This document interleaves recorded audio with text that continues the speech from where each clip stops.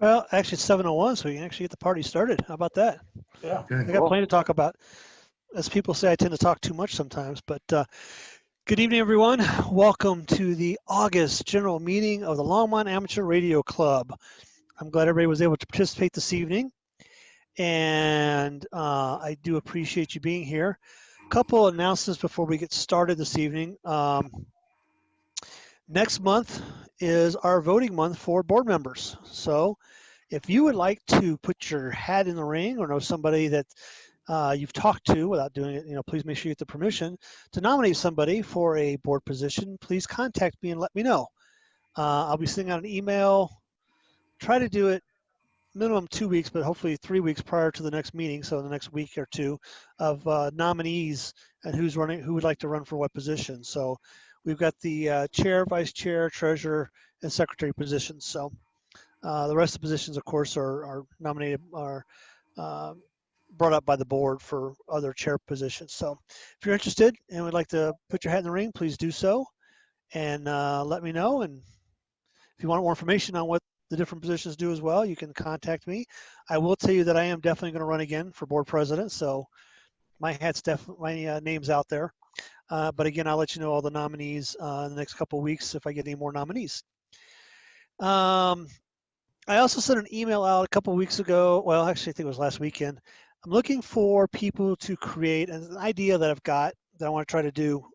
Since we're all stuck at home over the because I think we're going to be stuck pretty much indoors and this COVID thing till the end of the year.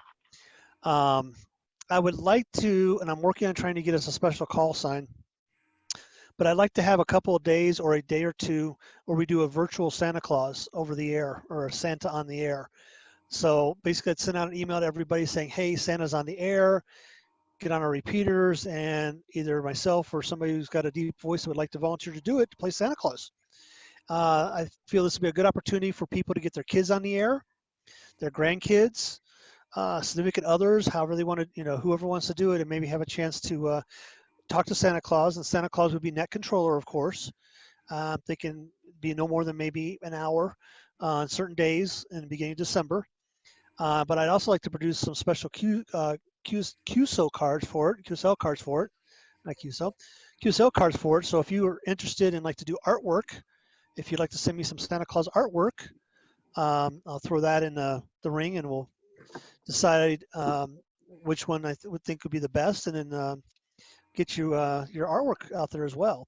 So if you're interested in that, I sent an email, just send me your information and my email k0itp@w0eno.org. Or if you'd like to even be Santa Claus, please let me know as well. I think it's, to me, it's kind of a way to maybe get, hopefully, grandkids or even kids and parents say, hey, son, their little 5-year-olds, 6-year-olds on the radio and talk to Santa Claus because, I don't know if Santa's going to make it out this year. So, and of course, if he does, he'll probably be wearing a mask, but, it'd be nice to, I don't know how many mall Santas are going to be this year. So I think this is an opportunity to maybe get the ideas out so, kids can spear out their ideas, and the parents and grandparents would also figure out what the kids would like for Christmas as well. Because we all know, as being parents or grandparents, most of our ideas come from Santa Claus when we're sitting on the lap and we're listening. So just some ideas to kind of, bring a little holiday spirit in. Other than that, for right now, the rest of the year, I believe we're going to, the plan is to do virtual at this point. So our general meetings will be virtual. Our board meetings are also virtual. If you'd like to join those on the first Wednesday of every month, you're welcome to join those as well. And we're also looking at trying to put some small groups together virtually as well using Zoom. This Zoom is taken care of, so we have this for as long as we need it. And it'll host up to 100 people, and it's usable by any member of the LARC club that would like to use it at any time. Just let me know. I'll give you the login information as long as it's not already being booked for some other get together. But if you'd like to start a little small group, or a couple people say, hey, there's like 4 or 5 of us want to get together and talk about satellite, CW, Raspberry Pis, DMR, whatever, let me know and the time, and I'll show you how to set it up and get it scheduled, and then you can go ahead and use it. Maybe get some more participation involved as well, and learn new stuff when it comes to ham radio. As another reminder, we still have the Go Box. If you're a paid dues member and you'd like to use the Go Box, please let us know. We'll get you trained on it. Work out something special if I have to get you trained on it, and then you can use it and try it out. Again, our Go Box is an HF radio and UHF VHF radio. It's off the grid ready with a battery and the whole 9 yards. So we even have a solar panel if you like to play with that as well. Also a reminder, this Saturday, starting at 10 a.m. is our LARC testing session. So we have a test session going on at 350 Terry Street in Longmont. It is limited capacity. Check out the information on the website at W0UM.org for more information about that. Also, I'm working on getting another test. We had a test session in the beginning of August that went fairly well. It was with the Patriot VE group, Laurel VE, and we had, I think it was close to 19 people come through, and everybody passed for what they came for, so it was very successful. And we did that also at 350 Terry Street. So we're trying to get more testing sessions if you want to upgrade, or somebody wants to get their license, or if you're on and you'd like to try to get your license. So there's opportunities coming. So keep an eye on the website for that. Also, keep an eye on, if you have information for the splatter, please get that to Kat for next month. And also, we'll be sending out a link to a poll for the club as well. I'd like everybody to participate. It's just an annual thing to figure out how people feel about the club, get information, things like that. Maybe try to help get you the right path, hook you up with somebody if you're looking for something particular to work with. I know I'm mentoring with the person right now at DMR, things like that. So hopefully we'll try to get more people working together and get everybody experience more in ham radio. Other than that, does any board member have anything they would like to bring up? Please let me know.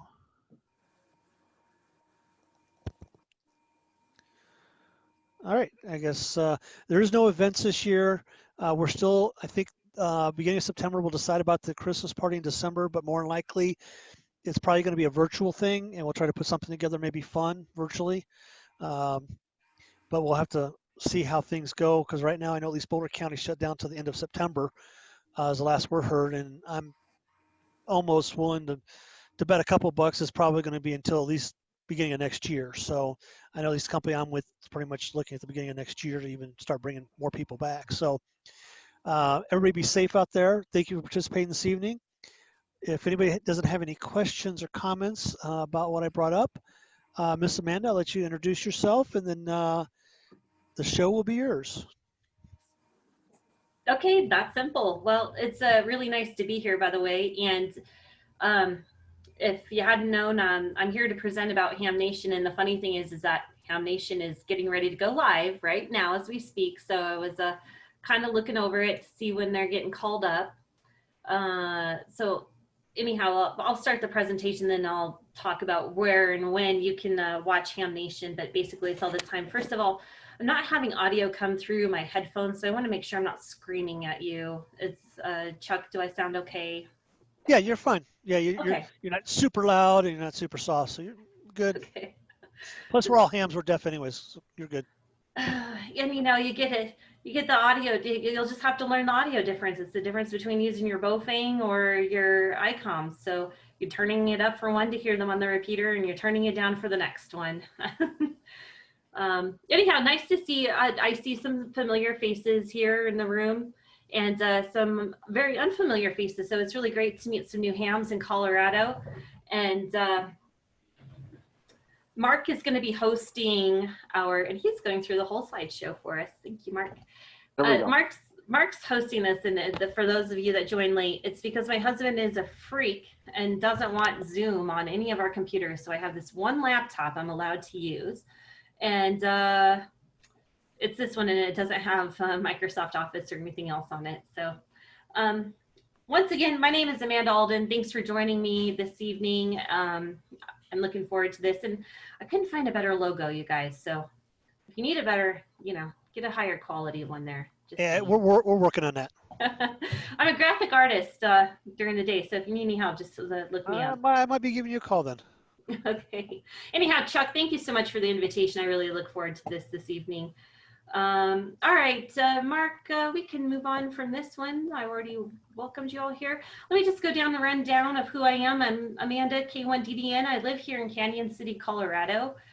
And I get this question a lot. Where'd the one call come from? Are you from New England? No, I am not. I got licensed here in 2009. And the FCC was kind enough to issue me KD0HIV as my call sign, and I was mortified and said I would never talk on the radio. So then I found out you could get vanities. My husband explained that to me, and went ahead and got a vanity, but I'm always kidding around. So that's where the K1DDN came from. I'm just kidding around a lot. I got licensed due to, again, my husband, Jeff, K0JSC, lovely man he is. Him and his buddy were studying in 2007 to become licensed, and we had this tiny, tiny one-bedroom apartment, about 400 square feet. And I picked up a lot about what they were talking about and what they were studying. And when it came time to take his test, he said, oh, you know, I think you should get licensed, but I'm not sure you could pass. So challenge accepted. I got licensed and then became an extra before him. So he needed to eat his own words there. Anyhow, I got invited onto Ham Nation back in 2012, and I had written this kind of article, like, I guess they had forums on eHam. Everyone's been to eHam, I'm sure. And I had written kind of an opinionated article about the treatment of new hams, young hams, things like that. Anyhow, a really crazy character picked up on that article, Bob Heil, K9EID, and we all know who Bob Heil is. And he really enjoyed it and sent me, actually, he didn't send me the email. He had his wife send me the email saying that he would like me to be on this show called Ham Nation. Now, first of all, I was very, very green at the time. I had no idea what Ham Nation was, nor did I know who Bob Heil was. And when I told Jeff that I had this invitation, he fell out of his chair and said, this isn't real. It's not, no, it can't be real. It was real. And we joined Bob on his show, Ham Nation. Episode number 35, by the way. It was on Valentine's Day. It was really fun. Talked about my activities in ham radio, which was mostly Aries and HF activities at the time. Not even like a DXer, really. Just I really enjoyed traffic nets. So that's what got me onto Ham Nation. And Bob said, I don't want you to go away. I want you to come back regularly. And one thing led to another, and I started hosting the chat room there. So we can go to the next slide, Mark.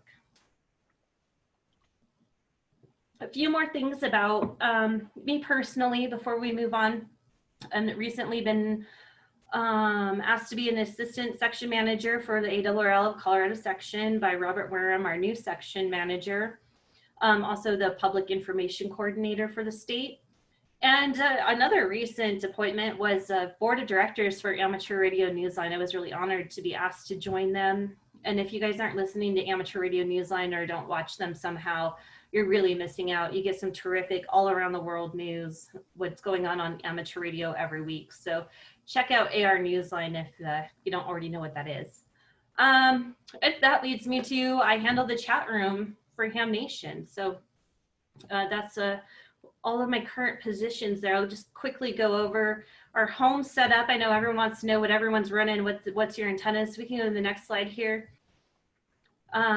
Where we use the 7610 and Kenwood TS2000. We love to do that for satellite operations and our UHF, VHF local operations.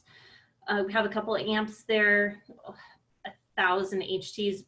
This new one that I got though, boy, from Triple C, this SL300 is just the cat's meow. I'll show it to you real quick. Like, it's light as heck, easy to stick in your purse or your back pocket. Really love it. Not trying to sell it. I'm not a salesperson, but really a nice radio. But Jeff recently got into some P25 operations. So we've been converting some of our repeater systems to that. Not the whole system, but adding some P25 options to it. We've really been enjoying that. My car has got a DM710, mostly so for APRS when we travel and do Aries operations. and a lot of other APRS Digi and a Bionics unit and things like that. We can go to the next slide there. You can see our antenna tower and Jeff, my lovely husband. We're using a Cushcraft A4S, some UHF, VHF Yagis up there, a lot of microwave as you can see, and also our APRS antennas. So just so everyone knows what's going on here in the home front. We can go to the next slide there. All right, let's talk about Ham Nation. First of all, I can't see the whole room right now, but just shout out if you already currently watch Ham Nation. Just give me a yeah. Okay, a couple of you do. All right, yeah. That's good enough. Well, that's why I'm here, is to talk about it. If you haven't heard about Ham Nation or you haven't been watching, I'm here to tell you why you should be and what you're missing out on. First of all, it was started by Bob Heil, K9EID. Again, we all know who Bob is, a wonderful microphone manufacturer, along with many other things. He's been in projects with Joe Walsh. They created the talk box together. If you ever heard Peter Frampton and the roar, roar, roar, they created that sound. It's called the talk box. They sold it, but they were the creators of it. We can go to the next slide there. So Ham Nation actually was founded by Leo Laporte and TWIT Studios. TWIT stands for This Week in Technology. Leo invited Bob to be on one of his other shows, which they produced many technical shows, anything from This Week in Android to Google to iMac Now. They have multiple shows that they put on every week, and you can watch them on podcasts. And you can watch them via YouTube or Twitch, or you can actually listen to them as well through your RSS feed. Even Roku has an option. They have a channel for Twitch. So there's numerous ways that you can view this show. And we have about 455 episodes now, so you should definitely check some of them out. And later on, I'll talk about some of the really great episodes that stand out. So anyhow, Bob was invited to be on one of Leo's other shows. And Bob was so animated about talking about amateur radio and all of the great things that he's done in it and how many just different avenues there are in amateur radio that Leo said, let's make a show about it. I see this going somewhere. I could see a lot of viewers watching this. And Bob said, okay, but I have one requirement. The first show has to have one of my best buddies on it. And Leo said, okay, who's that? And he said, Joe Walsh. You might know him, you know, from the Eagles. And Leo was floored. And he said, of course. So episode number 1 has Bob and Joe, and they're just sitting there talking back and forth about how they both got into amateur radio. A really great story, by the way. Everyone should check that out. Joe's background was really interesting growing up in New York City. So I'm not going to give anything else away. Just watch it and find out why he got interested in amateur radio. Anyhow, the show started from there. That was episode number 1. I was invited on the show at episode number 35. Along the way, we've had many of beautiful hosts, wonderful hosts, and a lot of additional characters and people that bring a lot to amateur radio. So these are the ways that you can watch it. Several avenues for you to check it out. And you don't have to watch it live. You can watch it recorded. You can watch it later. The only thing I say about the live parts, or my role in it, is that I follow the chat room live. So at the end of the show, I bring the host questions from you viewers yourselves. So the second part is that you get to see all the bloopers, which there are many. So if you want to see us stumble over our sentences, and it's not like it's a scripted show, it's just, you know, our call ups and things like that. It's all, you get to see it all live, and you wouldn't be missing anything if you watched it one way or the other. Okay, we can go to the next slide now. And I kind of already went over this, but this is at the TWIT Studios with Leo Laporte. There's in the middle. And he actually got his ham license after a challenge by Gordo and Bob. And he did sit down and take the test. And then he changed his call sign to W6TWT for, you know, W6 TWIT. So that was cool that Leo got licensed on a challenge for that. And we can go to the next slide. So we're going to meet the host now. Again, I've talked a lot about Bob. We're going to go over him just a little bit more. We can go to the next one. There he is in his old studio. Bob just recently moved back to Illinois. He had been living in Missouri, and him and Sarah picked up and moved back to Illinois to be a little bit closer to the plant. I think it had a lot to do with Sarah's health, and also some developments he's working on with Heil Sound. So stay tuned for some new products from him that I think are going to be super exciting. And wow, I mean, you just look in the background there, you see all the vintage and new. So he has to test on everything because he needs to make his microphones and headsets work with everything. So it's kind of fun. He's got one of the funnest jobs in the world when it comes to amateur radio. He has to make his stuff work with all of the new radios out there. So he enjoys it tremendously. Now we're going to talk about, and you can go to the next slide, Mark. We're going to talk about some of the segments he brings to Ham Nation. And I kind of give you a breakdown. So each host brings their own segment to the show. Kind of like any news show you've seen or commentary show, everybody has their expertise and they bring it all in there and they all get their own individual segments. So it's kind of broken up into about 7 to 10 minute segments, along with the 1 or 2 maybe advertisements in between. So Bob's big deal right now is that he's really been doing the club spotlight. And he's really enjoyed doing that, where he gets to reach out and I can't remember this week's spotlight, but it was a really good one. Anyhow, we've already had a Colorado club spotlighted. It was NCARC, and it was great. They were talking about how many people they get licensed every year and all of the great things that they do in their kind of their toolkit loan outs. And I was just listening to Chuck talk about the things that you're doing. I really think that you should send Bob an email and let him know about your Santa operations and things like that. Anything that makes the club stick out, he wants to spotlight on the show. And he really looks forward to all of your emails about that. So at the end here, I'll go over how you can get in touch with him if you want to submit for a club spotlight on Ham Nation. One of his other really big projects, if you get QST, which I hope you all do, because I hope you're all ARRL members and take full advantage of everything that they do. So you all got your QSTs back in January of 2019, I believe it was. They spotlighted his pine board project, where he built a transmitter just from this little 4x6 piece of pine wood and built everything in it. And it gave us this whole, he went over it for several weeks on step-by-steps on it. And it's still on his Heil Sound website, where you can follow the forum and see his step-by-step instructions on that. And hopefully you guys check that out. Project building is really one of his big deals. He loves to express those and get more people into soldering and using tubes if possible, and not all of the surface mount stuff. So again, another one of his passions is all of his Hamfest visits, which obviously since February has gone way downhill. So it used to be one of his biggest passions was to go Hamfest to Hamfest and spotlight them on the show. Well, that's kind of dwindled a little bit now, but after these virtual ones, things are kind of picking up again. But again, that's his thing. Audio. His passion is audio. He doesn't care if you're using one of his microphones or not, but he definitely wants you to sound good on the air.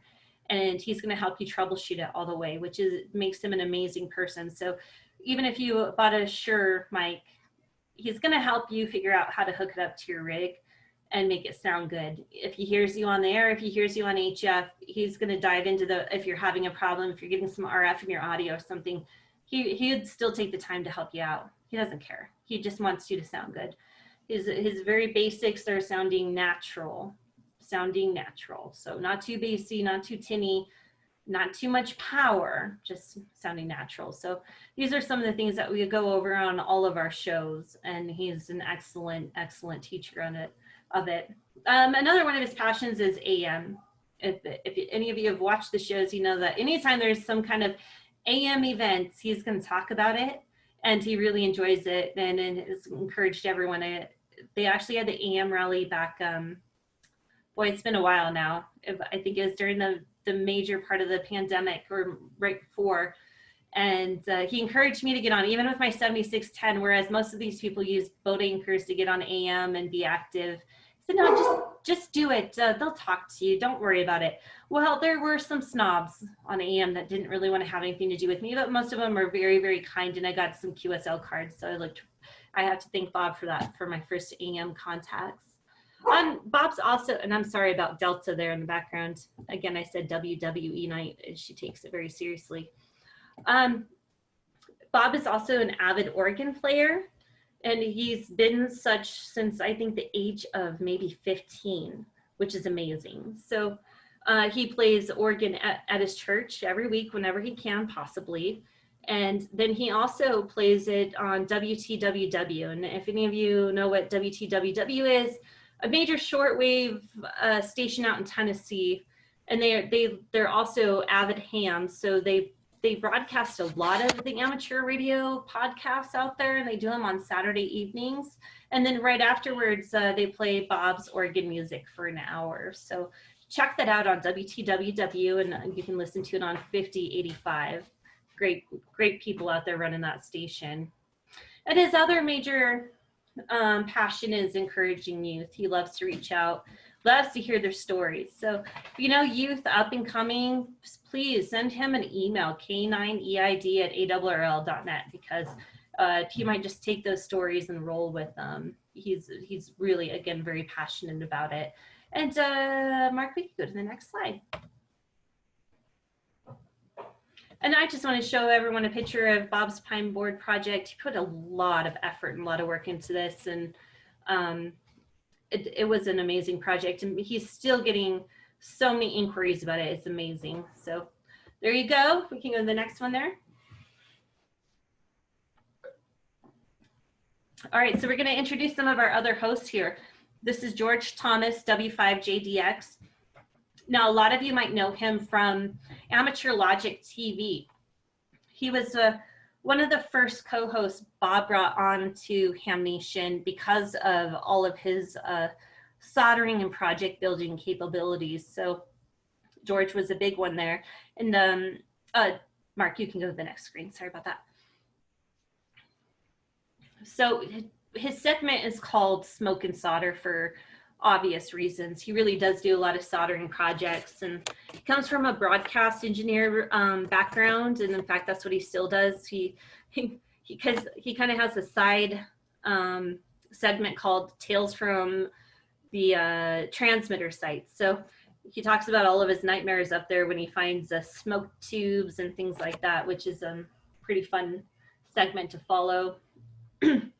And again, he does a lot of Arduino projects, and he's resurrected lots of things from the dead, including blown speakers. He's shown us how to repair those speakers and put them back in your boxes, your home theater boxes, or even your car boxes. So he also does a lot of quick and easy builds that he enjoys teaching the audience about. And overall, George is very, very smart and has this really witty / dry sense of humor that you just fall in love with. So he's worth it just to watch Amateur Logic, but also watch him on Ham Nation is great. We can go to the next slide. And here we have it, Gordon West. If y'all watching don't know who Gordon West is, I'm not sure we can be friends. I'm a jokester, by the way, just remember. Gordon, first of all, we all know him for all of his educational materials and getting into amateur radio and advancing your licenses from there. And we can go to the next slide there. Anyhow, we all know and love Gordo. What his talk, he comes from a maritime mogul background, which is pretty interesting. He talked a lot about his sailing and things like that. And I do believe he still has a sailboat. He's just very intuitive about being out on the ocean and being on the radio at the same time, whether it be on amateur radio or other, he's prepared for it. And he does, what he brings to the table is, first of all, his education, and second, his love of sharing his short shots. You guys, they're great. So Gordo is just not a video person, okay? He's very analog. So he loves to tell every story from photo to photo to photo to photo. So he'll show you a whole mobile install with nothing but 50 photos, and it's absolutely perfect because he still shows it to you step by step. It just wasn't put in video form. So he brings a lot to the table and is extremely awesome with all of his educational stuff. Again, another one that he loves to talk about is just a quick dipole build, or replacing your connectors, or finding out that your connectors are bad on your feed lines. So definitely pay attention to him. And of course, he's part of W5YI and that licensing. And he is kind of a fan of all things analog. Again, he doesn't like to shoot videos or anything like that. If you're going to talk to him, you're going to talk to him on phone. I mean, he's not going to be doing FT8. He might be on CW a bit, but you're not going to hear him on anything other than your phone bands. So, and again, a great personality and a really, really big heart. And in fact, I have Ham Nation pulled up right now on my other computer, and who's up at Gordo doing his segment. So great person there. And we can go to the next slide. Okay, now we have Don Wilbanks, AE5DW. Don is one of the voices of Amateur Radio Newsline, so he anchors some of the stories there. What he brings to the table is nothing but personality and character. Mark, you can go to the next slide.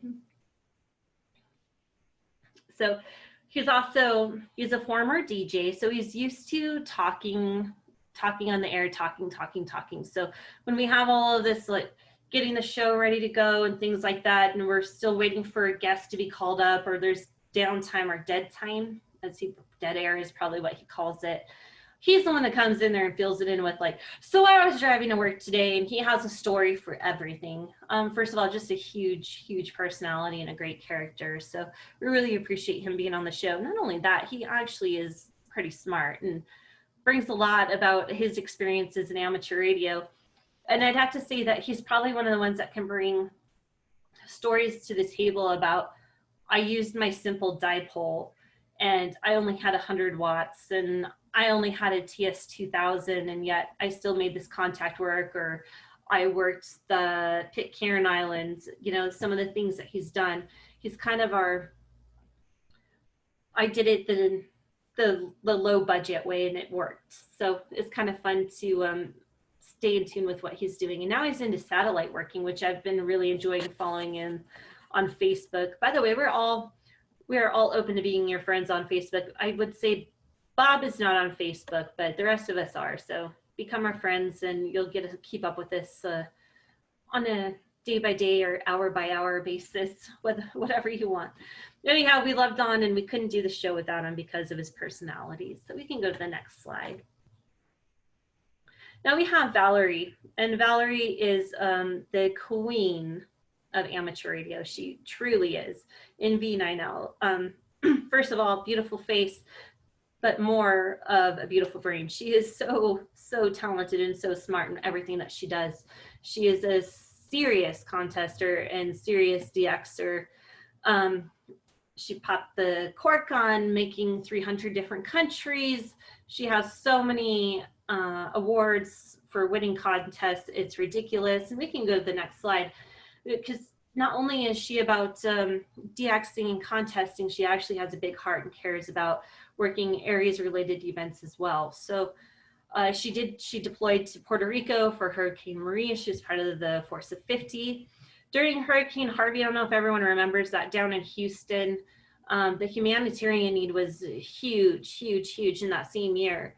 And she deployed down there just as a civilian and started helping out with the dog sheltering. So they had these huge shelter tents and things like that. And they had all of these dogs and all of these kennels, probably over an acre, 2 acres full of them. And she just went there.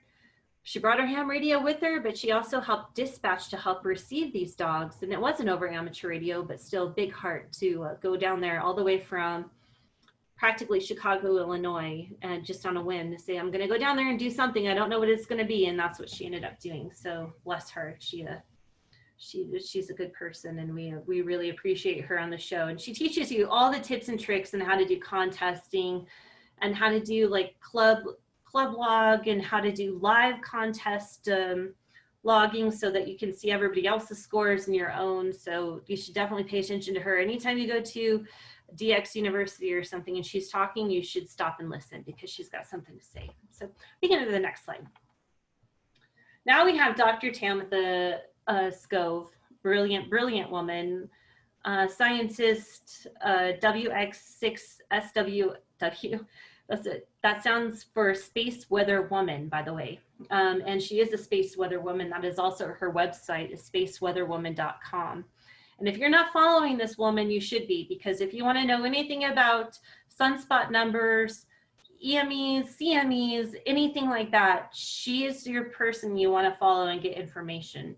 She has all the numbers on Aurora, everything. She works for the Department of Defense and giving them their space weather forecasts and what GPS are going to be doing at a certain time. She's contracted to do things whenever they have special operations they're going to be doing. Just an extremely brilliant woman. And she got to know Don Wilbanks. She met him online via Twitter, I believe. Anyhow, he asked her to do kind of a segment on space weather for Ham Nation, and she said, sure, I'll give it a try. And she made this video for it, and she, as you can see in the background right there, she uses the sun and she points out sunspot numbers and what's coming into view and what it's going to do for us. And she also talks a lot about the northern hemisphere versus the southern hemisphere and how those two contradict each other and what those sunspots mean. Again, brilliant.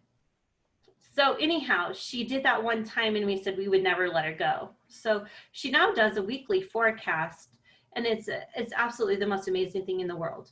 So we really thank her for doing that. And after much pressure from the amateur radio world, she finally got licensed and got her technician license. So even though she could probably pass extra all the way without a problem, she just doesn't have a need for it. Let's put it that way. Anyhow, she's presented at Dayton a few times. And oh, I'm sorry, Mark, you can go to the next slide. Just talks about some of her things there. She has done a lot of forums at Dayton, at least 2 or 3 years now. And definitely follow her on Twitter. That's the best place to find her at. And she posts there multiple times a day. So she retweets some of the space weather information and puts a lot of her own out there. And of course, go to her website, spaceweatherwoman.com. It's just a superb lady. And we can go to the next slide. Let's meet our next host here. So we have Randy Hall, K7AGE. Now, if anybody knows Randy or has followed him, then you know that all he does is make a lot of informational YouTube videos. He probably taught some of you how to get on PSK or has taught you to further it out into FT8. That's just what he does. Wonderful, wonderful informational source, and is going to teach you how to hook your things up to your rig. When we first watched him, it was about her, and I don't have one here in front of me, but a signaling. That's where we learned how to do PSK. So again, awesome. And you can go to the next slide there, Mark. So yes, he does a lot of project building himself. He's also part of the public information team on the ARRL team. Very good with, he was one of the first ones to pick up FT8 and start posting about it. So teaching others how to use it, really awesome videos. Follow him on Twitter and Facebook as well, because that's where you're going to get your information from him. We'll go to our next host here. We got Dale, K0HYD. He's our video guy. So he helps edit all of the videos for Ham Nation if you submit them to him. Now you have to submit them. So if you guys had an awesome club field day and you took this really long video, but you know, we're limited on time per segment, so we have room for about 3 minutes of video. You send that video to this man right there, and he's going to take it and edit it down to what's appropriate. So I'll just go over his background real quick, like we can on the next slide. He really does love all things ham radio, but mostly I would say HF. He's a big HFer and loves to do special events and loves to do his Kansas QSO parties from Kansas. And the Kansas QSO party means everything to them. They're very crazy about it. And I look forward actually to the Colorado QSO party. I really have a fun time doing that as well. I hope a lot of you do as well. Again, you can send your videos to hamnationvideos@twit.tv if there's something you think Dale would take of interest or that our viewers might take of interest. Definitely check that out. And we can go to the next slide. So this is our special guest segment, which I tried to find screenshots of all of our special guests, and it was really, really hard to do. So I'm just going to put Joe Walsh out there. And some of you that have been in Colorado for a pretty long time would probably recall Joe Walsh being in the area. I guess he lived in the Fort Collins, Longmont area back in the 80s, and some of you are familiar with him and are actually helped him do projects, or he helped you do projects. That's what I've heard anyways. I don't know the real stories. But WB6 ACU.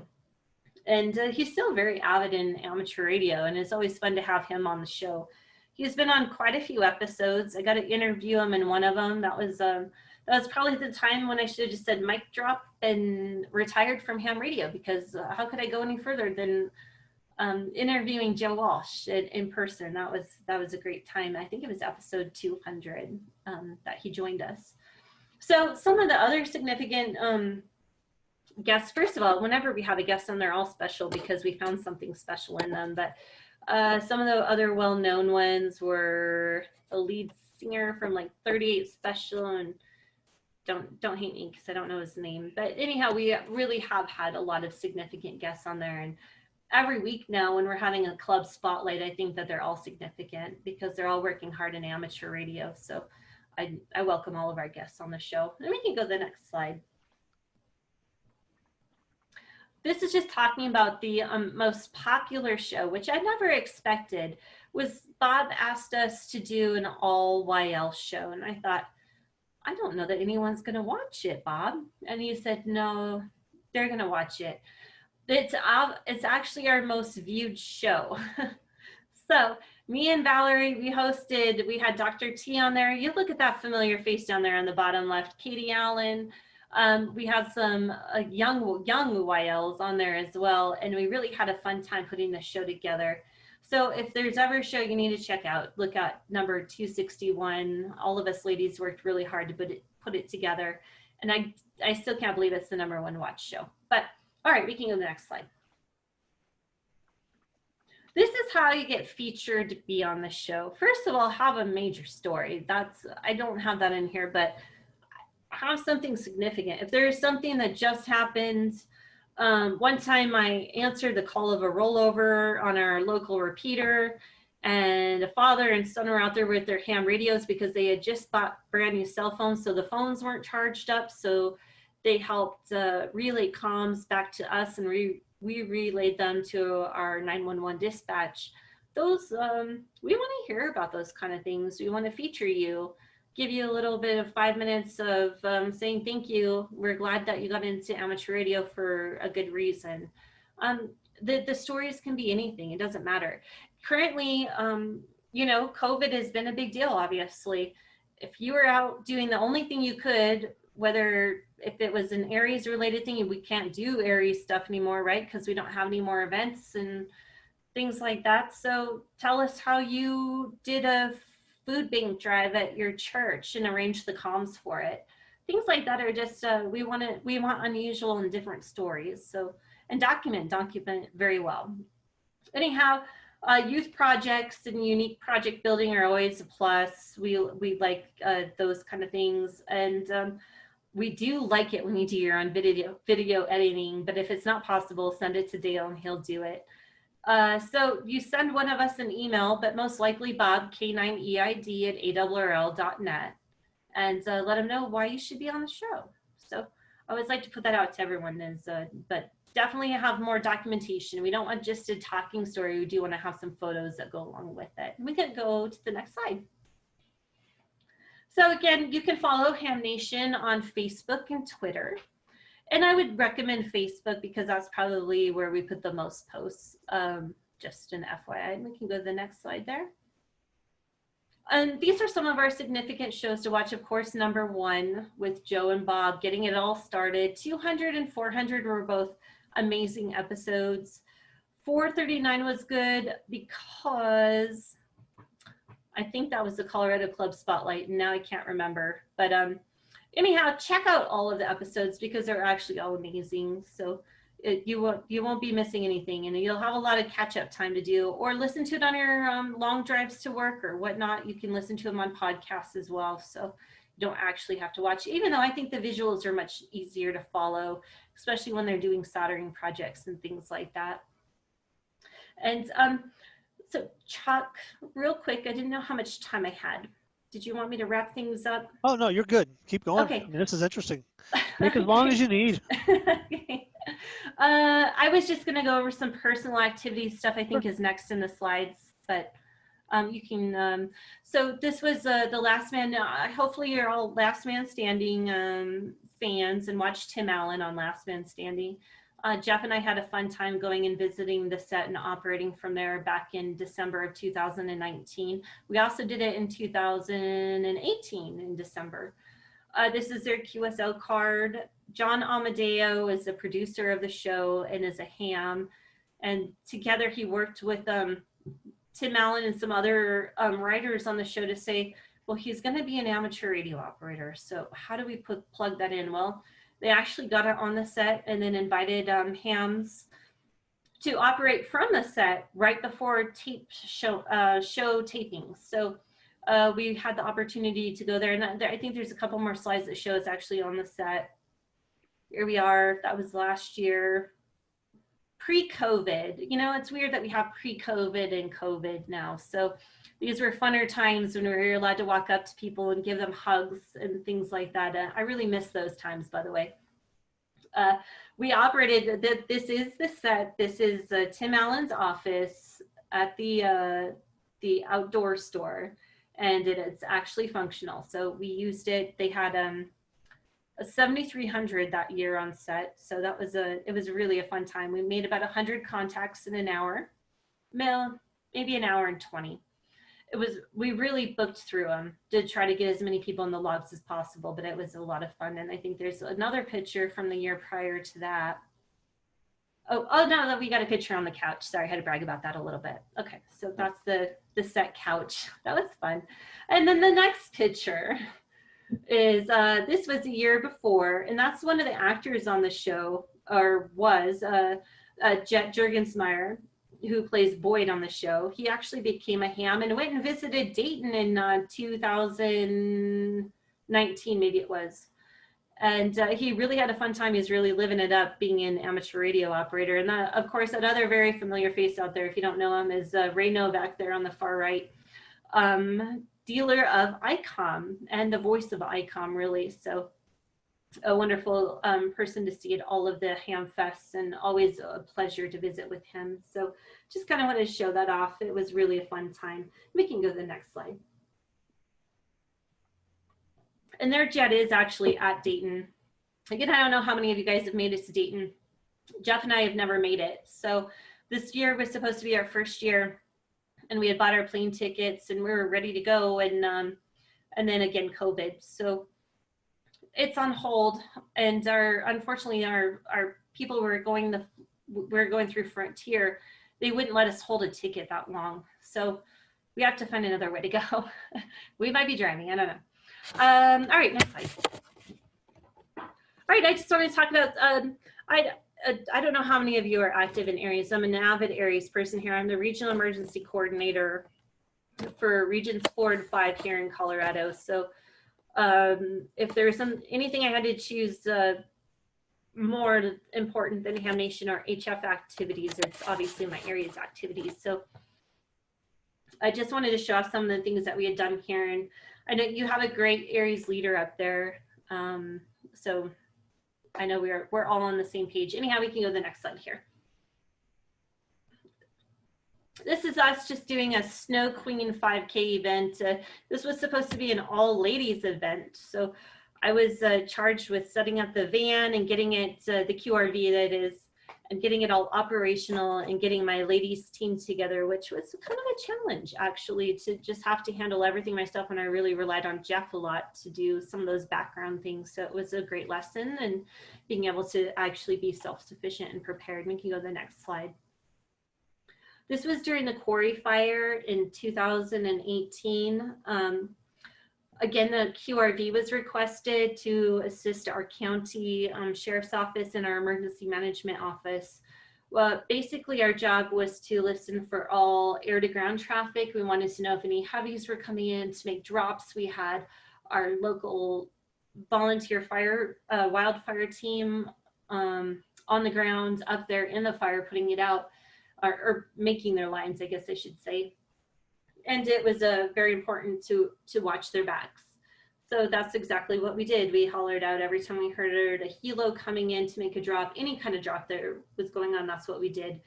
We also handled a couple of emergency evacuations from the wildfire team because of, unfortunately, heat exhaustion. So, and there's Mark, you can kind of go, just kind of 30-second interval this. Again, the same setup, but you'll have no idea what that 4-wheel drive road was to get to that little plateau there. It was enough to scare your shorts off of you. This is just during our Skywarn Recognition Day in 2017, I believe. That's when the QRV still had all of its VHF contest antennas on it. We shortly thereafter decided that we weren't going to be contesting in this van any longer, and it was definitely going to be for Aries activation. So we eventually took all of that stuff off, and it's now hanging in our garage, which is awesome. So now the QRV rests at our house, and this is during the Hayden Pass fire.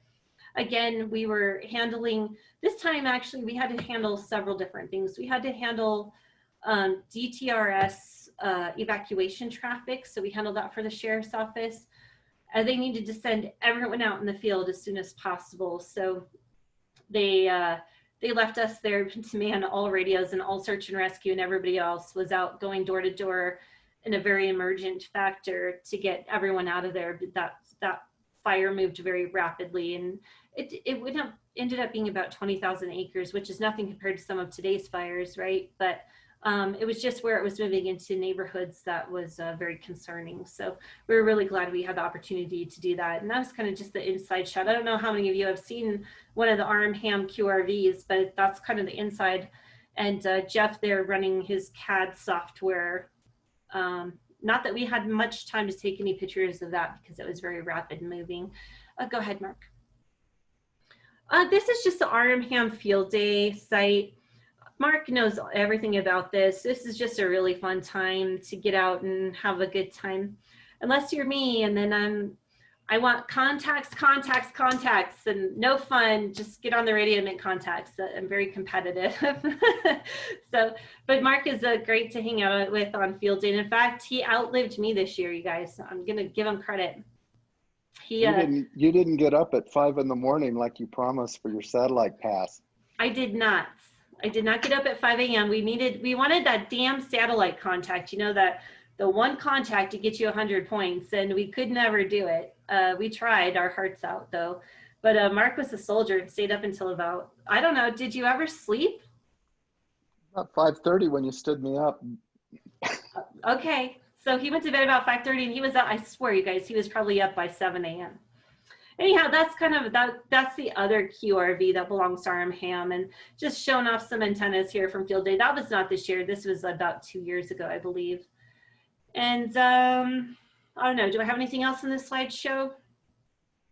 Inside the trailer, inside RM-HAM trailer, y'all are familiar with that. You've seen it out at the Ham Fest, so you know what that looks like. We did take the van down to the Great Sand Dunes to do an MPOTA activation one time. That was fun. That was actually a lot of fun. It's always fun to feel popular on the radio and run a pile up. So anything you can do to do that is always an exciting time. I think there's maybe 1 or 2 slides of that. Amanda, MPOTA, yes, for some of the new hams, what does MPOTA stand for? We've heard of SOTA, things like that, but a lot of people have not heard of MPOTA. So I don't mind explaining that at all.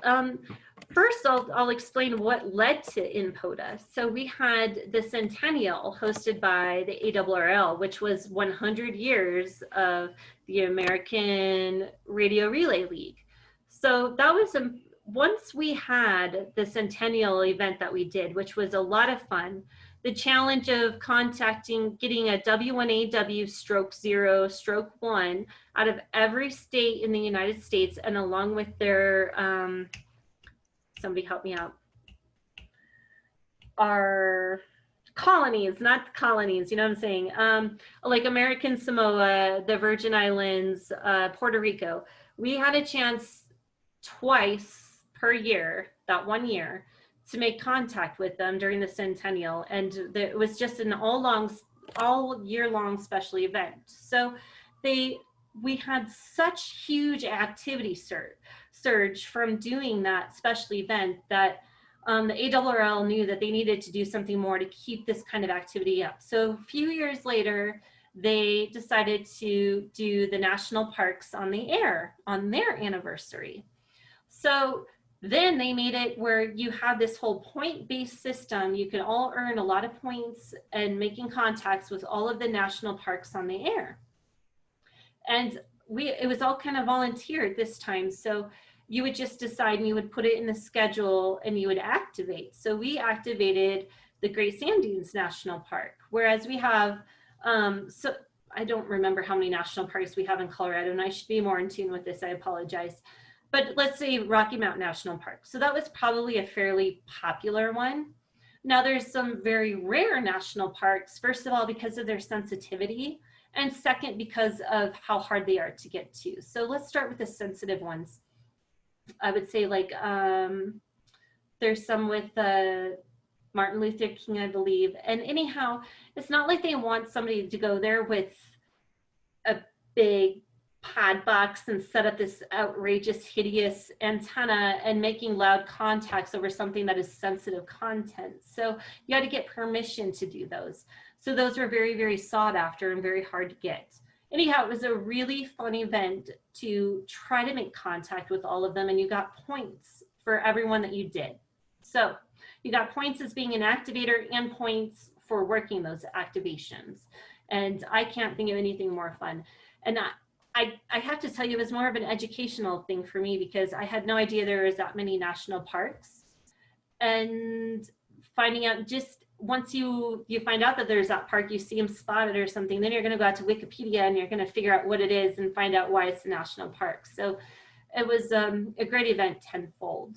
So I really hope for more things like that from the ARRL and getting our spike, again, getting an interest in getting back on the air.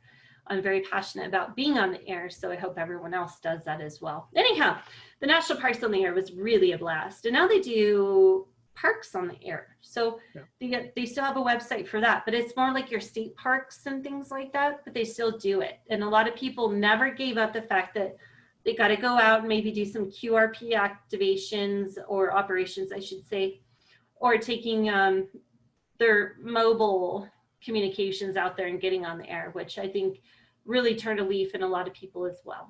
So we enjoyed it. All right, yeah, next slide. I just wanted to talk about our linked repeater system that we just got formed into a club. It's not really a club. You know, it's just linked repeater systems. We like to brag about it because it took us a lot of work. Jeff put in so many hours and so much money. And I just wanted to bring it up. So anyhow, we are WE0FUN, the Fun Machine Linked Repeater System. So kudos to Jeff and some of the people that are on the board that helped us get that running. Next slide.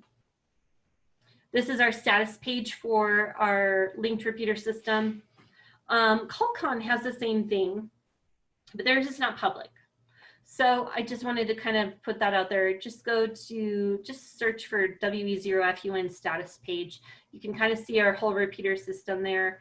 And orange means it's not connected. So orange actually is a bad bar. If you see green, it means somebody's talking on the system and you can see where they're talking from. So I just really I'm really proud of this kind of technology that's been written by hams, for hams. So I like to brag about it. And Jeff had nothing to do with the writing of it, but he's been definitely one of the major ones to implement it. So good job there, Jeff. He's not listening, so it doesn't really matter that I'm giving him gratitude right now. All right, next slide. Some of the repeater sites. This is West Creek. So this is an old AT&T site, you know, one of their nuclear fallout sites that they had to keep communications up and running. This one's kind of an interesting story because Jeff needed to go up there. All of a sudden it went off air, and come to find out there was a bunch of meth heads and they're stealing copper, and they had shot a bullet through the GPS antenna that was keeping it on the air. So, and it's very out of line of having any kind of cell phone coverage or anything like that. And I happened to be doing an Oxcom event that same day in Rangeley, Colorado. And all of a sudden I started getting all these text messages from John Maxwell at the end of the day, because I had no cell phone service all day long. It's just, Jeff is fine. The sheriff's office is on their way. You know, those things that make your heart stop beating. Anyhow, it's an interesting site. It's about 11 miles north of Woodland Park. Great site, by the way. And I think a lot of different repeater groups are in there. So the next one, this one's just our local one here in Fremont County. This was built by the prisoners, for the prisoners. This was their lookout shelter to watch over the prison, to make sure there wasn't any runaways, all that good stuff. And that was all built by prisoners. And then it was given to the city of Canyon City, and the city of Canyon City very graciously gave it to Pam back in the 1970s. So we've had junk on it ever since. And we can go to the next one there. This is a Methodist Mountain. This one also hosts Cheyenne Mountain Repeater Club, CallCon, the Fun Machine. And if I'm missing anybody, I apologize, but it's just beautiful scenery, so I wanted to show it off there. We can go to the next. And was that it? Looks like that's it. Okay, I didn't even put a thank you slide in there. Oh my gosh, you guys, I'm so sorry. Hey, well, you're here personally, so that's thank you. We appreciate it. Well, thank you. Again, I hope everyone watches Ham Nation, and for anything more, just the educational purpose of it, or the entertainment value, because we can be goofy and stupid. So you've got it both ways. Well, thank you again, Amanda. Do you mind taking a couple questions if people have questions? Oh, really absolutely. Quick? That's what I do. I take questions. So we'll look at some hand raises there. Go for it. If anybody would like to ask a question, just unmute yourself and go ahead and ask away. You did a good job, Amanda. Nobody's asking questions.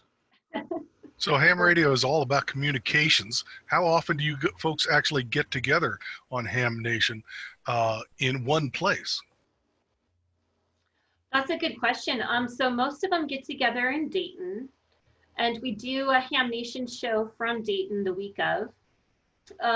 Again, this was supposed to be my first year there, and I've never been, and mostly because of having to take so much time off of work, and second, the funds to get there. And we had gotten some help this year, and then they canceled it.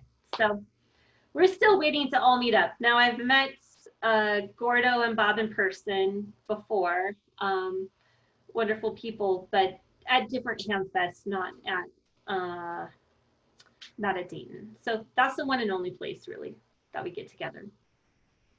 Something to look forward to. Okay, very good. See you out there. Thank you. Well, Chuck, I think I either answered everything or I've stunned everyone, or maybe they'll come up with their questions later on. Well, I have another question. Ham Nation, is this completely all volunteer? Oh, yeah. You guys are supported by donations, or how does Ham Nation actually work? We don't. The only thing that pays for Ham Nation to be produced is the advertisers. Okay.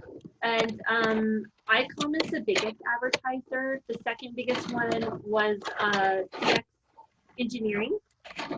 So they were a sponsor of the show. We never saw any of that. That all went to TWIT to pay for producing costs. That's it. So, and you know, it's kind of funny that you bring that up. Like people say, well, I just wish if you were getting paid that you would put this such and such content on there. And I was thinking, none of us get paid. We can't get paid. We're not trying to get paid. Right. We're just trying to put together a show to teach you guys stuff. We want all input, but no, there's nobody, like, there's no money here. No, it all goes to the place in San Francisco where they put the show together. Right. Yeah. And I know like Twitch and YouTube, I don't know if Twitch charges a little bit, or YouTube, I think it's free to post stuff, but I know some of us, you know, I think Twitch charges a minute, or it might do nonprofits for free or whatever to host it and things like that. So I know putting something like that on, for an average company is not cheap. And what you guys do is commercial grade or better production It, of a show. it absolutely is. Twits, of course, because they put other technology shows together, which they do get a lot of money for. They have what they call a TriCaster that can call up multiple Skype channels at the same time, and they do it flawlessly. This isn't your amateur hour, so Right. it's done by all professionals that are paid quite a bit of money every year to do this as their living. So this just happens to be one of the shows, but if any show that you watch is all high quality, like the best video you're going to have. I know that there's many a podcast and many a shows out there, which I cannot deny that they have some great content. We just happen to have the highest quality Right. of it. And there was a couple, I don't know if you saw in the chat, a couple, thank you for the great presentation, awesome presentation. So thank you again. Any other questions from anybody? Comments? I've got one. Go ahead, Yes, Joe. sir. Hi, Amanda. How'd you get the night off? Well, funny thing, I said, well, I have a scheduling conflict, and I'll let you guys decide which one's more important. I have this lovely club in Longmont that's not too far away from me that has wanted to have me on and to talk about Ham Nation, but yet it happens to be on the night that we have Ham Nation, and Bob said, I don't care what we're doing that night, you go talk to your club. So he's very passionate about clubs, and he's very passionate about, he does believe that clubs are kind of our last link to new coming amateur radio people, and he is trying to find the way, which way I think we all are, right? We're all trying to find a way to reach out to all of these new hams that don't necessarily have any affiliation with any club. They're just going to a place where they can, the quickest place, the next Saturday that they can, to take their test. And then they're left with nothing. So they're not left with, what are you doing in amateur radio? Where do you want to go in amateur radio? And we're seeing this missing link of where to get these hams to go before they leave the hobby again. Yeah. So they might get licensed because they think they're going to do it for end of world purposes or to talk to their family while they're out in the woods and such. But if they don't have us to learn what else they can do or to keep them active, they're just going to leave the hobby again. And I have to say I'm biased now because of my position with the Colorado section. I do want to see more people become ARRL members. I think it's important for a lot of reasons, and I can have an ARRL presentation for you guys, so I won't preach it too much, but both reasons are important. They need to find their clubs, and we need to find them good clubs, because if they find a club like I first found, they're never coming back. I will say that my local club was awful. It was full of people that didn't have any appreciation for a newcomer technician that didn't know code, was very shunned. Because I didn't have 20 years in, I was shunned, I was nothing. So those are the things, this is why we're spotlighting clubs that actually do that. So we know that they exist, either to make us feel better about it or what have you, is still important. So Chuck, take that for what it's worth. Hopefully. No, hey, I am all behind you, Amanda.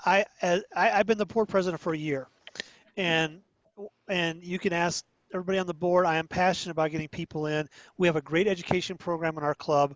We do a hands-on training. It's not just the question and answers like some places do. We had feedback that, hey, I don't know who the board members are. So I had name pads, name badges made for all the board members and said, go walk around, introduce yourself, things like that when we were still meeting in person. So, I've tried to, some of those things that you brought up were brought up, and I tried to make sure those got changed with our club. And when we have testing, we have people, the last test session, we had somebody drive, who was in town from, I think it was Idaho or Washington State, that was with their son testing. And, Wow. he goes, yeah, put me on your mailing list. I'll be happy to, check out your newsletter and things like that. We have people from, all of northern Colorado, even some people drive as far as, from Aurora, we've had people from Sea Springs come up and test. And one of the things that I do, especially at our testing sessions, is I talk about the club. And I said, and some people say, well, I'm up in Fort Collins. I said, go check out Northern Colorado Amateur Radio Club. That's a great club as well. You know, so, and because that's the other problem we have with some of our clubs is we're siloed, we're isolated, and we have some certain clubs that want nothing to do with anybody else. But I know Joe and myself, we're still trying to get together to talk about how we can help each other out. And I think we need to see more of that at clubs as well. And that would help maybe break that barrier and say, hey, you know, what do you, if you don't want people that are, you know, don't know CW, send them to my club. I'll be more than happy to help them out. You know, we've got people that are willing to mentor. I'm trying to start some small little groups on Zoom, as I mentioned earlier in the beginning of the meeting. So I'm trying to do different things to keep the club afloat and make it interesting to people that they want to come. You know, and one of the other things I've been working on personally is I'm trying to get a younger crowd. You know, we all know that the average mean of a ham is still around probably the 68 to 70 age group. And there's nothing wrong with that. I think it's great, but how can we get that down? How do we get our 5-6-year-olds? How do we get our middle schools, our high schools involved in ham radio? And one of the things I've done when I've talked to teenagers or young adults, I look young. I'm not as young as I look. Trust me, I'm pushing 50 here. As I mentioned, internet. And that just opens up their eyes. So what? Internet's involved with ham radio? I'm like, oh, yeah. DMR, D-Star, Fusion, all uses the internet as a backbone. Oh, tell me more. And kind of get them pique their interest. You know, how do we find something that piques certain individuals' interest to be involved in the hobby? And I know that's been hard for a lot of groups and a lot of people. And like I said, hopefully, it sounds like you had a bad experience, and hopefully you're in a great group now, or maybe start your own. And you know, that's the other thing is, you know, there's a lot of groups, or that, you know, some areas that don't have clubs. You know, there's certain, you know, Denver, I've heard all kinds of horror stories. Some of the Denver people, they're like, I refuse to go back. You know, they'll drive 35 miles to go to a meeting with another group just because they don't like certain things. So yeah, I definitely try to keep our club really interesting, fascinating, and around the hobby. And how do we keep it going and keep people going? Absolutely. That's one of my biggest things is, you know, just keep people welcomed. Yeah. They don't need to know anybody to know anybody to know anybody to be able to walk into. Of course, we don't have these in-person meetings like we do now, so it's a little bit harder to get newcomers invited because they have to have a Zoom invite, and you don't want to put it out there online for everybody to be invited, so you kind of have to know them. So we've taken a step back, unfortunately, in that. But more and more people are actually looking to become licensed because of pandemic issues where they feel a little bit helpless and lonely. So we need to take on that and invite them into our world, but, you know, let them know that this isn't the world we expect and not the one we hope to live in. But I really look forward to where the future of amateur radio is going. And I think the more that, and I'm not one of those gender people where I'm like, more women, more women. I just want more people. I want more people to talk to. I just want to see a nice active repeater system wherever you are. You can put out your call sign on your way home from work and you know at least 3 people are going to come back and talk to you. That's the world I want to live in. I don't think we're there yet, but that's what I'm hoping for. And a place where everybody answers everybody's CQ call on HF. That was my New Year's resolution is, as I'm tuning up and down the band, I will not let one CQ call go. So unless you're calling CQDX, so do your own damn thing. But that was my goal, was to answer every one of those calls, because none of them should go unanswered. With how many hams are out there in the world and here in the United States, we should all be talking to each other. Oh, yeah. Now I know we all have the irritating guy that every day at 7 a.m. he says his call sign and says he's mobile. And you know that he only has 3 minutes before he gets to work. So you're like, do I jump in that conversation or not? Probably not. But hey, come on, we all know those people. I've had the most interesting conversations in 3 minutes with fellow hams. I've got a Especially on the question horse for you, shoots repeaters. Go ahead. Chuck, I'll answer your question, but I want to say this before I forget. Because I'm an Aries person and the fires are pretty severe right now, I just want to beg all of you to take a little bit of extra time and listen to your repeater systems just a little bit more, and have your Google Maps ready to go, or Siri, whichever the hell you use. But please, please, let's be helpful to our Coloradoans and our Colorado tourists right now. When they have these detours, let's be there for them to have some helpful information, because I have a feeling a lot of people are getting steered the wrong way, and we don't want anyone, we want to help as much as possible. So, okay, that's my plea in my bag on my Aries department. Chuck, go ahead. Oh, hi. I just started trying to learn CW here maybe about a month ago or so, and I joined the Long Island CW Club, which I believe Yes. you're doing. It's really an awesome club, and I just wondered how that was working out for you. So I have only entered one session, because if you can believe it, every weekend since then I've had obligations that I could not get out of, including this last one where we were in Rangeley doing the Oxcom event. So I'm looking forward to restarting in the fall when I have a little bit more time to actually dedicate myself to it. And you don't Without have to go to just the YL one too. They have classes almost every night, and they do. they're really And, super, super nice to new people that have no idea what they're doing. well, Chuck, I'm glad you're watching. So that means you've been watching Ham Nation. That's Yeah, good. I've been watching it for probably about I've only been a ham maybe 3 years or so, and I just found it maybe about a year ago. I'm actually in the middle of trying to build the pine board deal, so we'll see Oh, how. great. Well, anyone that's not familiar with the Long Island CW Club, they have like 4 classes a day. And I again, I encourage you to just Google them. But they also have an all YL class, which I said I was going to start. And then when I realized I did not have the time to dedicate to it, I said, oh, I should probably step away. So if I'm going to do it, I'll do it right. So that's coming this fall for me. But thanks, Chuck, for bringing that up. It's another good activity to get into. I'm a member of the Long Island Club, and they got me up to speed enough to do all CW for field day this year. Are you kidding me, Kat? That's excellent. Yeah.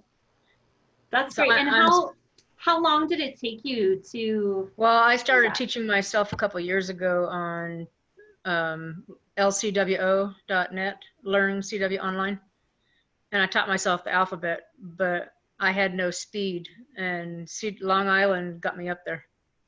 That's amazing. Yeah.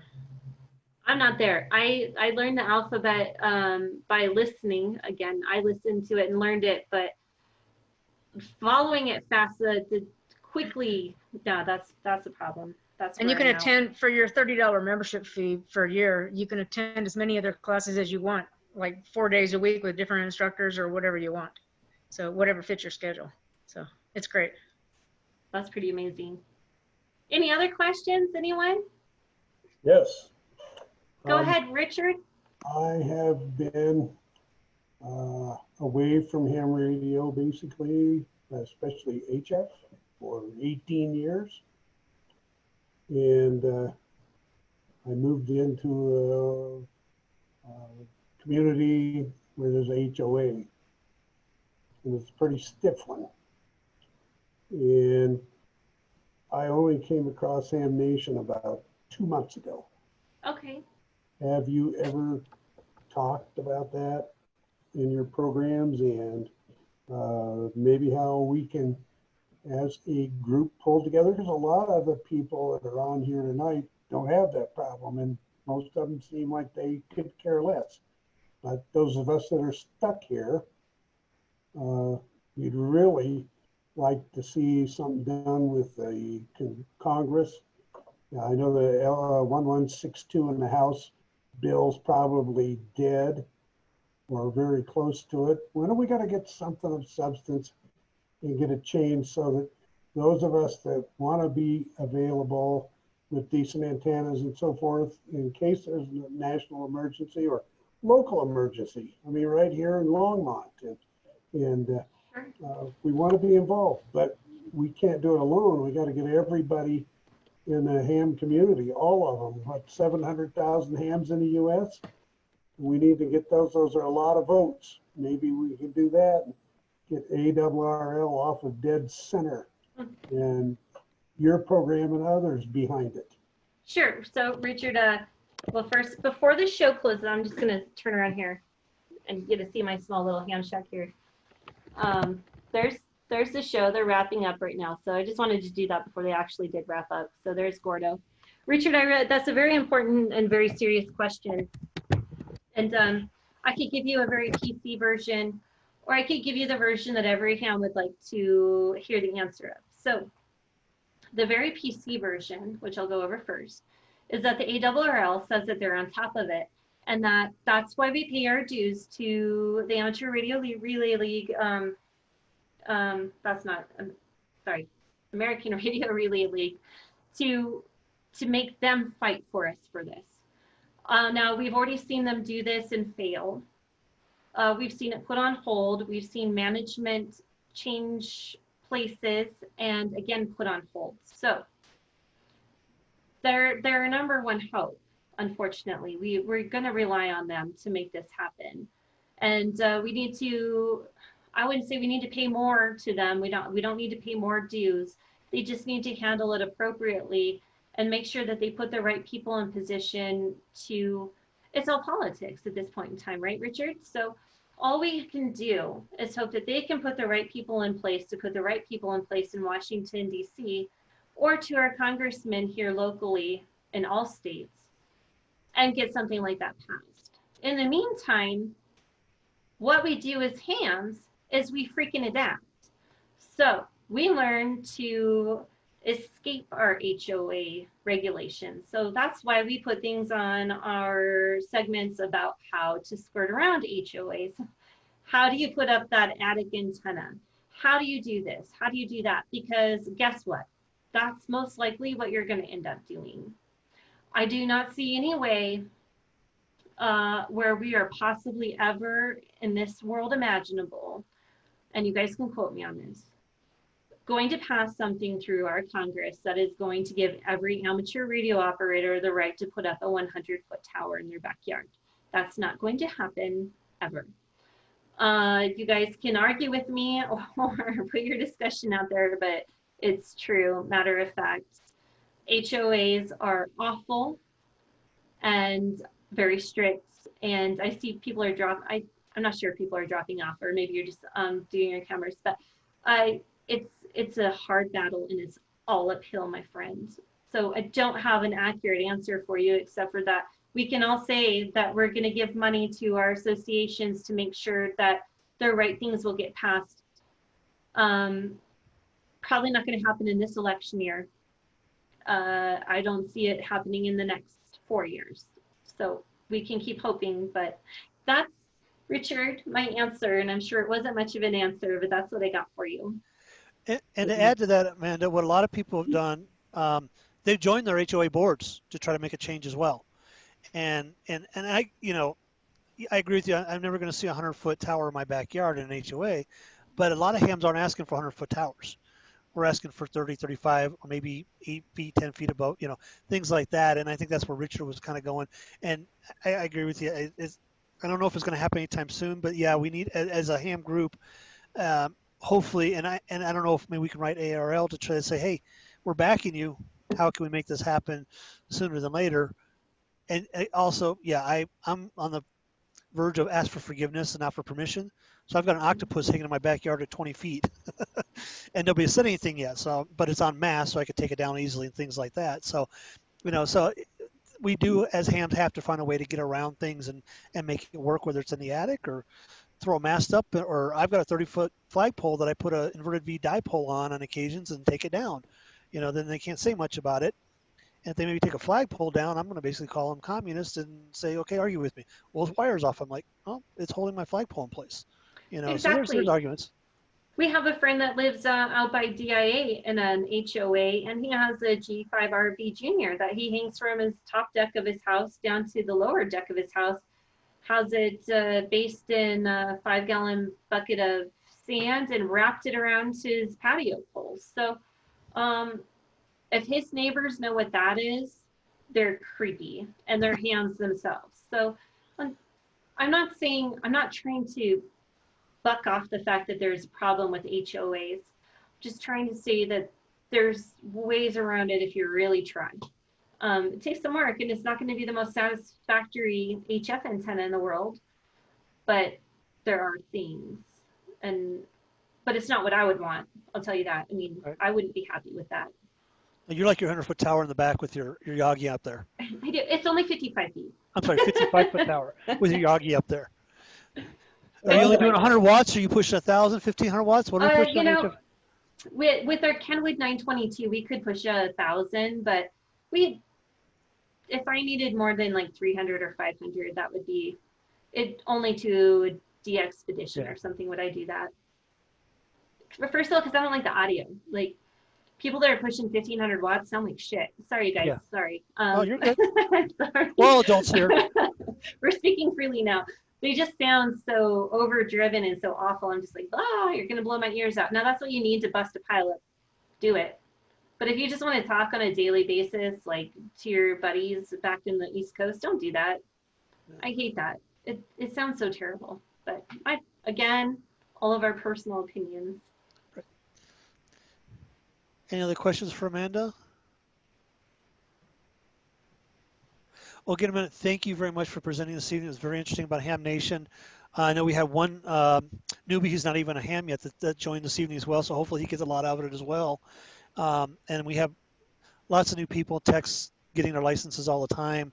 As a VE myself, even though I'm just a general, I'm still working on my extra. You know, we see a lot of new people come in, and hopefully, you know, this is more information we can pass on. Say, hey, go check out Ham Nation, things like that, to get them more involved in the hobby as well. Absolutely, a fun way to learn, that's it. So thanks, Chuck. Thanks, Mark, for inviting me. I really appreciate this. Thanks, You're very welcome. thanks for joining us. We really appreciated it. Absolutely. Amanda, if you could send me an email with contact information for Bob about Club Spotlight, maybe I'll see about getting our club on there, because I think that would be great. Because anytime a club can market themselves and get information out, I think is always a good thing. Absolutely, I believe that too. Okay, Plus, I love my Colorado clubs, so you know. Hey, we gotta take care of Colorado. That's right. All right, you guys, I'm gonna hang up. Thanks again. Thank you very much. Stay safe out there with these fires and all that good stuff. So you can keep your smoke, by the way. Oh yeah, it's pretty smoky down here right now. So it blows this way sometimes. So 7-3, everyone. 7-3. Thank you, Amanda. Bye. 7-3. Does anybody else have anything else for the club general meeting before I call us adjourned? I have one quick thing, Chuck. Yeah, go ahead, Steve. We will do a drawing. I'll get with Pat after the meeting. I sent Amanda an email, see if she wanted to assist with the random selection, and then the winner will be contacted, and their name will hopefully appear in the next splatter. All right. And what's the prize? Do you have a prize this time? We've got 2 or 3 prizes. We'll give them choice. Okay. But the one that you've talked about, we're going to save. Okay. I wasn't sure, so that's cool. Yeah, I have kind of a big prize. We'll save that for later. And again, remember, keep an eye on your emails and the website for any updated information and changes. Again, we are going to hopefully get a poll out here in a week or two online that you can go and give us your 2 cents about the club and different things. And also, if you're interested in a small group, or if you're interested in joining the board as an executive board member, please contact me. Let me know. I'll be more than happy to talk to you about that as well. So, as always, thank you, everyone. It's been a great meeting. I hope everybody stays safe out there. And hopefully now we have to worry about other things like smoke in the air. So definitely be careful. And if you need anything, contact one of your local board members to help out with the club if it's related, or if you have an idea, pass it along as well. So 73 to everyone. Thank you very much. Have a great evening. Stay safe, and we'll talk again next month. 7-3. Peace. Night, everyone. To keep the Wyoming winter out. It's reported to be, the quote is brutal. Well, it comes with insulation on both sides, so you just shove it up against the thing, and then you just shut it tight, and it's as good as it gets. Well, it's not probably as good as a real good window, but it works. Because we have wind here too. What's the name of the MSJ device? I'm trying to look for the number. I'm looking right at it, the kids. The other thing you can do is maybe some spray insulation or something on the edges too. That they'll seal it even more for you about wind coming through. That's true. It says universal MFJ universal feed through window pane. And there's various ones that you can get with various stuff. And I'm running, well, two UHF VHF antennas, and then two HF antennas through it, plus a rotor, and of course a ground pane. And I got lots of extra stuff too I could be putting through, but I don't have that much. Hey, that sounds great. Thanks, Joe. Actually, that's very helpful. I'll check that out for sure. Thank you. Mhm. Okay, let's see. We got Ed. What's your call sign again, Ed?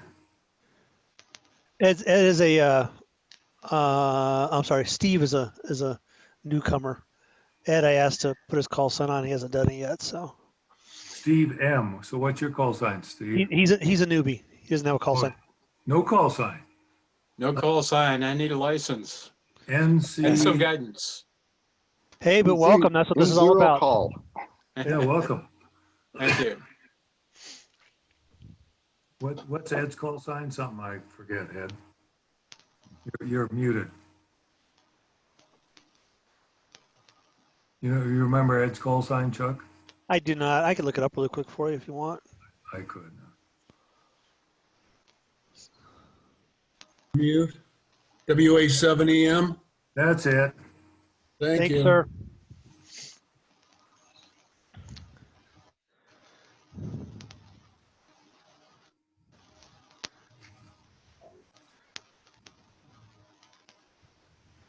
Anybody else got anything they want to talk up about? Please do.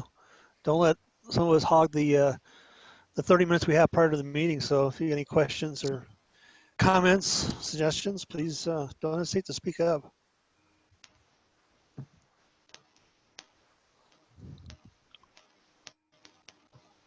It's a great shirt. Are you in Hawaii or something?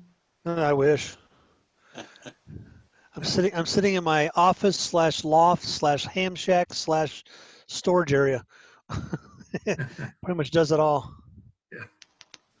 The blue screen thing, whatever it is cutting various pieces of your head off now and again.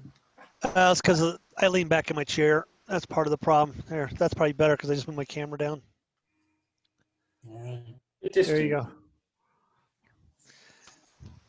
It's the angle of the camera and everything else. Actually, I was playing with Zoom on a Raspberry Pi the other day trying to get it to work. So it does work through the browser, but it's not the best functionality. So a lot of people requested Zoom to be ported to Raspbian so they could use it on a Pi. I wonder how Zoom's going to do when every school kid, half the school kids in the country try and be on Zoom at the same time.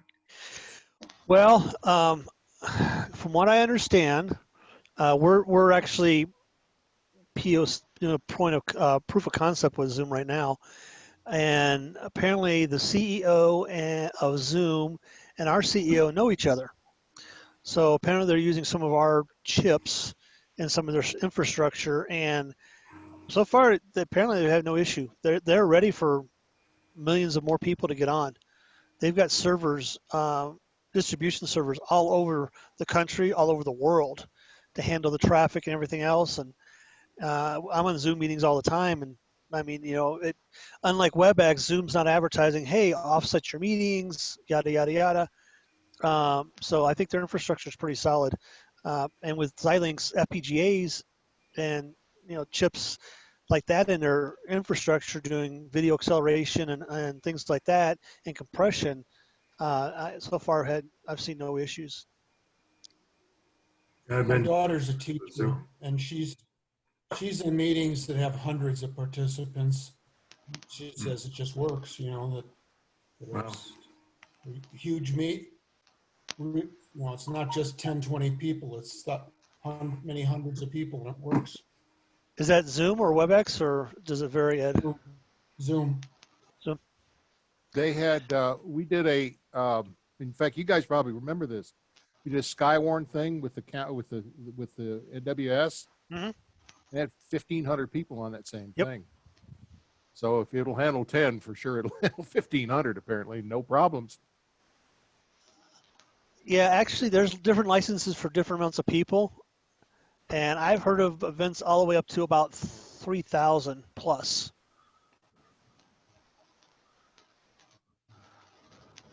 Yeah, the question is when you get all the school kids on at exactly the same time. Well, yeah. I mean, I'm sure they mute them before they get on. Yeah, hopefully. I'm sure they do. Well, in Laramie County anyway, school is going to start in person on the 31st. Oh, is it? Yep. My son out in Illinois, they actually had an option. They could either do in person or they could do virtual, and they can't change their mind at least for the first semester. So he started in person, and he's like, "It's okay, Dad, but you know the classroom. I mean, they're really well spread out, but I guess they're in the same classroom. Sounds like they're in the same classroom the entire day, and it's the teachers alternate. It sounds like, and they're doing like 1 through 3 periods on one day and then 4 through 6 on the next day and things like that. And he's like, I don't like that. It's too, an hour and a half for one class is just too much. I'd rather have the 45 minutes, go to the next class, so on and so forth. So it's a little bit of a transition for him, but I think he'll get used to it here eventually. He's a junior this year in high school.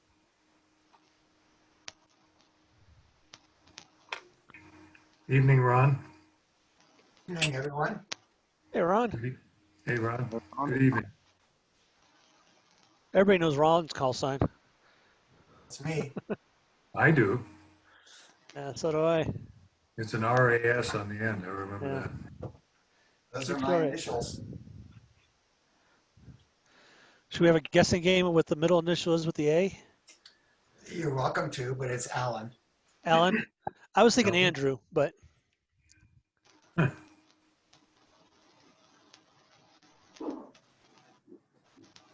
found something interesting the other day. It might be interesting to you guys. We were doing a TechNet, and somebody was asking, where can I buy a 2 meter, 70 centimeter, and 6 meter HT? I'd never even heard of one. And then, amazingly enough, I'll shut this down for a minute. I've heard of mobiles. I don't think I've heard of any HTs like that. Which bands? 670 and 2 meter. This is one. Yeah, I used to have one with a Yaesu. This is 5R. Yeah, this is a Yaesu. It's a VX-7R submersible. Ooh. You can shoot. When I was diving, I could use this. Tri-band, huh? Yeah, it's a tri-band. Tri-band except for 6 meters instead of 2.25, right? Yeah. Yeah, it doesn't do 220. It does. It does. It's 6 meters, 70, and 2 meters. I'd never heard of one, and Mike, Horsetooth Mike, had seen one, and then this guy said, "Hey," he says, "I got a bunch of this stuff. If you want it, you can have it." So I said, "Sure." We sent it for the club, of course, and there it is. Nice. Have you tried hitting the 6 meter repeaters that we got out here? No, I barely turned the thing on. I had to figure that out first. Okay. And I don't know. It does have some of our repeaters in there, so that's how I tested it. But other than that, I haven't done anything with it. Interesting. So, and it's Joe, metal. It's metal. It is not plastic. Well, if it's submersible, I'm assuming it's going to be sealed in metal, and once you take it apart, it's probably no longer submersible. It could be. So, Joe, are you out in Loveland or Yep. Fort Collins? Okay, you're in Loveland. Yeah, Have you tried hitting southwest our? corner. Have you tried hitting our repeaters in Longmont by chance recently? Just for giggles and grins? I was on Jerry with last week's. Okay, Thursday night net. Yeah. But I was real rough. Okay. And I was doing it with the 510s up about 35 feet and hitting him with 50 watts. Okay. Did you hear me really well, Jerry? Yeah, I heard you fine. But you were coming in a little scratchy, but I could make you out. Yeah, we've got a boating receiver up on Lee Hill, so that's how come they can hear you well. We're having we're going to put the transmitter. Actually, we got the transmitter up there, but we've got it redirected down to downtown Longmont. We've got some intermod and we just haven't had a chance to go back and work on it. So hopefully it'll get better for you there, Joe. You get on more nets with LARC as well. Oh, sure. The funny thing was I could hit 70 barely. 2 meters was fine. It was better. Yeah. So yeah, it's the voter receiver up at Lee Hill. It's a 2 that's meter. the voter. It's a 2 meter. Yeah, and I've got the 70 voter turned off because of all the intermod into it. So that the 70 up there is a total work in progress. I know Doug's going to make some changes and some different things. We just haven't had a chance to get up there. We've been doing some microwave installs and some other things. But what's more important though, Mark? You gotta prioritize it. Just tell him to stay out of Starbucks and you could save 4 hours a day. Oh, I know. We always have to go to Starbucks, but yeah, we kind of had a running streak there because we replaced one weekend. We did the Lee Hill to Firestone. We did the Firestone to Horsetooth. I went up to Thornton and got the other end from the Thornton to Lee, and then we aimed the one to Saddleback. So we've got a lot of paths changed out. We've got a couple more that I think we want to put up before snow flies. Oops. All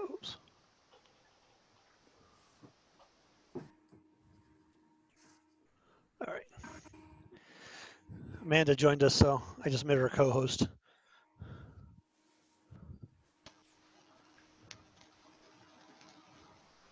Then I'm going to be, Chuck, I'll be running her slides. Oh, are you? tonight. Okay, so I need to make you the co-host then. Okay. Yeah. I wasn't sure. Let me make you the co-host then, Mark.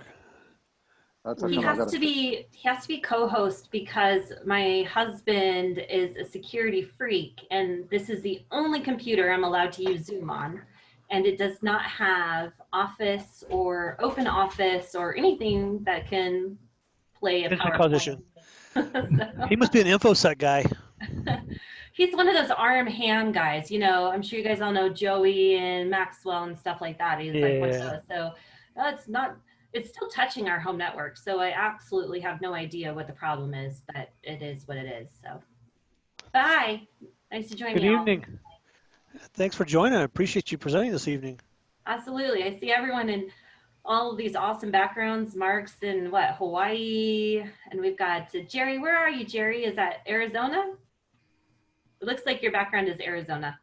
And San Francisco. So it looks, guys, looks pretty cool. Glad to be here. Joe looked like Joe just put his band on.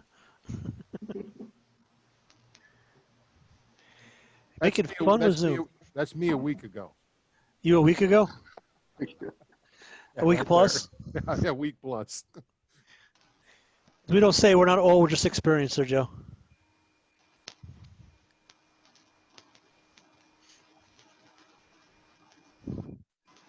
All right, got a couple more minutes, get more people in here. Hopefully we'll get a little bit better turnout here. I know we're missing some of the board members. I don't see Don or Doug, or Kat and Brian. Brian's here. Brian's here? Okay, I didn't see him sneak in. There's Kat. Kat's here. Kat. I still don't see Don or Doug. Hi. Hi, Kat. How you doing? Pretty good. How about you? We're all hanging in there.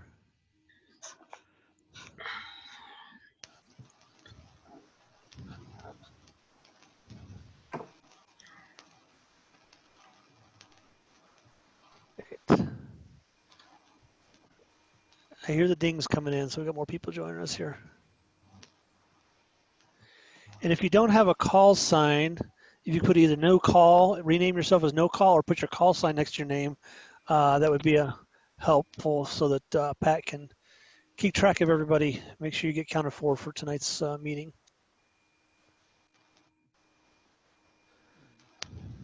What's Robert's call sign? Robert Matthias.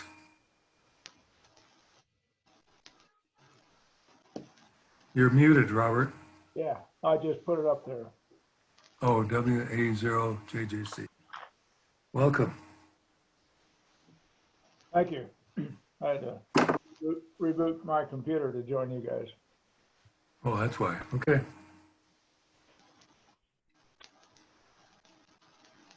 I'm trying to get the dog to be quiet in the background. Yeah. Yeah, I'm sitting in my Well, shop. Amanda has her friend too.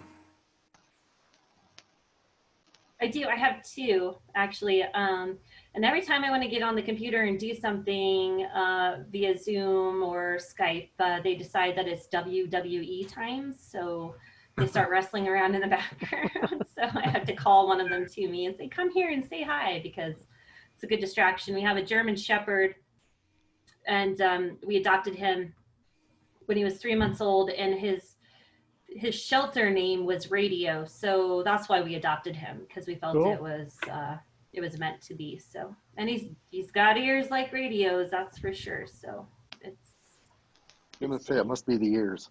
yeah, definitely the ears. It was John Howell's son.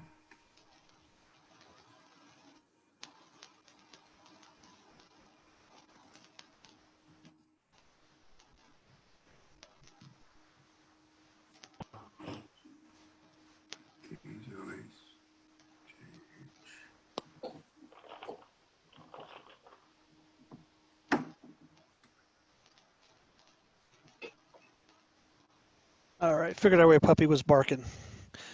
The missus came home with the kids.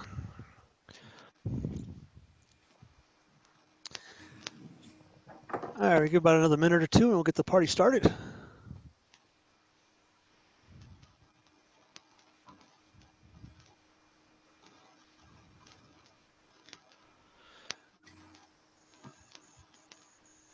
And Mark, you're a co-host already, so you should have the options to present and things like that, I'm hoping.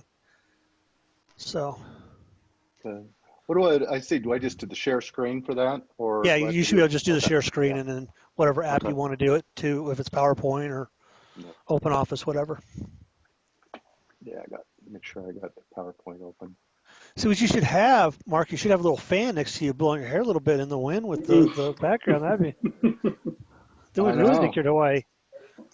Oh no. You come up here in Cheyenne, get a little wind. You don't need a fan up there, do you? No, not much wind right now though. It's been nice the last few days. What about temperature wise? It was upper 80s today. Not bad. It's like 90. No, I think it hit like high 80s, 90s here. It's supposed to be like 90s, and we're supposed to get rain hopefully the next day or two, and there are actually red flag warnings for thunderstorms. They're afraid it's going to spark fires with the thunderstorm, so we'll see what happens the next couple of days. Colorado's on fire, I guess, huh? Yeah, we're on fire. North, south, west. Hell, we're on fire everywhere.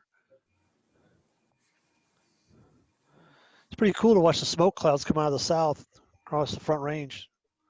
Seen that for like 3 or 4 days in a row. Yeah, you can keep them down there. That's good. That's when I started grabbing my inhaler. Yeah. Well, we'll send you some from the north if you really need it, John. Yeah.